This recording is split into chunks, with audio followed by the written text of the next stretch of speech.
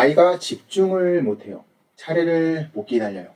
자꾸 까먹고 산만해요. 가만히 있지를 않아요. 이런 행동을 보이는 아이들을 우리는 종종 이렇게 판단을 합니다. 훈육이 부족하다. 게으르다. 산만하다. 하지만 정말 그럴까요? 오늘은 ADHD라는 이름 뒤에 숨겨진 뇌의 과학을 논문 자료를 통해 이야기해 볼게요.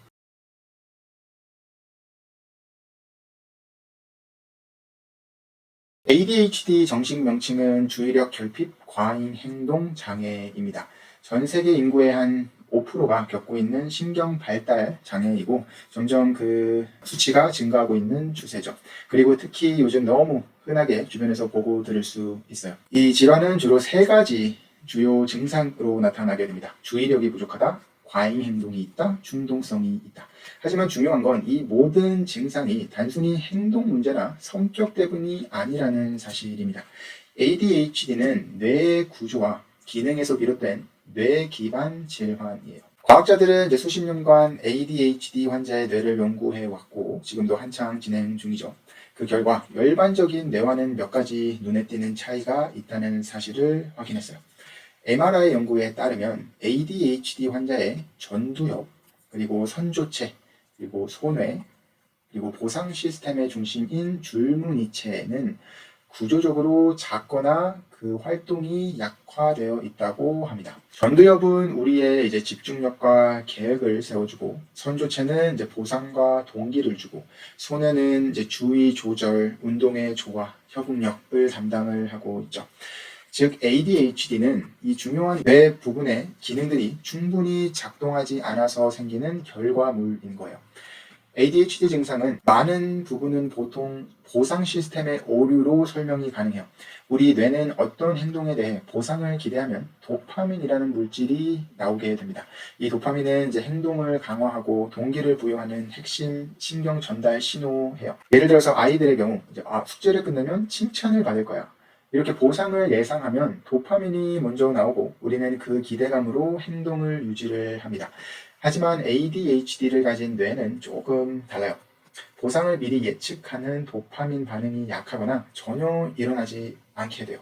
이것을 이제 도파민 전달 결핍 이론이라고 부릅니다. 결과적으로 이제 ADHD 환자는 즉각적인 보상에는 반응을 합니다. 하지만 지연된 보상에는 쉽게 동기를 잃고 말아요. 즉각적인 보상에는 대표적으로 이제 게임, 도박이 있을 것이고 지연된 보상에는 수업 시간에 앉아있기가 대표적인 얘기죠. 기다리지 못하고 쉽게 산만해지고 반복 훈육이 잘 작동하지 않는 이유도 여기 이 보상 반응에 있습니다. 이렇게 도파민 전달 결핍 이론을 통해 ADHD의 대표적인 행동들이 뇌 수준에서 설명할 수 있는 거예요. 숙제를 미루는 이유는 보상이 너무 멀리 있어서 도파민이 나오지 않게 되기 때문이에요. 차례를 기다리지 못하는 이유는 기다리는 동안 뇌에 동기를 줄 도파민이 부족하기 때문에 그렇습니다. 쉽게 산만해지는 이유는 예측 보상이 없으니 눈앞의 자극에 쉽게 반응하고 그로 인해 산만해지게 되는 거예요. 이 모든 것은 이제 의지가 부족하다, 게으르다, 성격의 문제가 아닌 뇌 보상 시스템의 문제라고 설명하고 있는 거죠. ADHD는 유전적인 영향이 분명히 있습니다. 특히 이제 도파민 수용체 유전자 등의 이상이 있는 경우 ADHD의 발병 위험이 높아진다고 해요. 도파민 수송체 유전자에 자가 면역이 있어도 ADHD 위험이 높아지게 됩니다. 하지만 또 환경적인 요인도 너무나 큰 부분을 차지하고 있다고 많은 논문에서 또 이야기를 하고 있어요. 임신 중 흡연, 간접 흡연, 중금속의 노출, 스트레스와 같은 요인들은 뇌 발달에 큰 영향을 미치게 된다고 합니다. 즉 ADHD는 유전적 요인과 환경적 요인들이 함께 작용하는 복합적인 뇌 질환인 거예요. 다행히도 ADHD 치료가 가능해요. 어릴 때일수록 치료 효과는 더 크게 볼 수 있습니다. 대표적인 약물 중에 이제 리탈린이라는 약물은 도파민이 뇌에 더 오랫동안 머물게 해주고 그 결과 보상 신호가 더 잘 전달돼서 주의력과 자기 조절 능력이 향상된다고 하지만 문제는 약물 복용 시 효과는 일시적이고 부작용 또한 많이 나타나기 때문에 아직은 약물로는 치료할 수 있는 한계가 있어요. 그러면 약물 외에 또 어떻게 ADHD의 치료가 가능한가? 이 부분에 대해서는 나중에 또 영상으로 또 자세하게 설명을 해드리도록 하고 이 외에도 이제 행동치료, 운동치료, 식습관의 개선, 생활습관의 변화 긍정적인 이제 피드백 전략 등도 큰 도움이 된다고 합니다. 이렇게 논문에서 살펴보았듯이 ADHD는 단순히 산만하고 버릇없는 문제가 아니에요.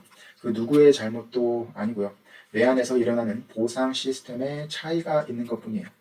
이렇게 과학을 통해서 우리는 비난보다는 아이의 상태를 더 잘 이해해주고 훈육보다는 아이를 공감할 수 있을 때 더 건강한 환경이 만들어지고 관계가 만들어진다고 생각을 합니다.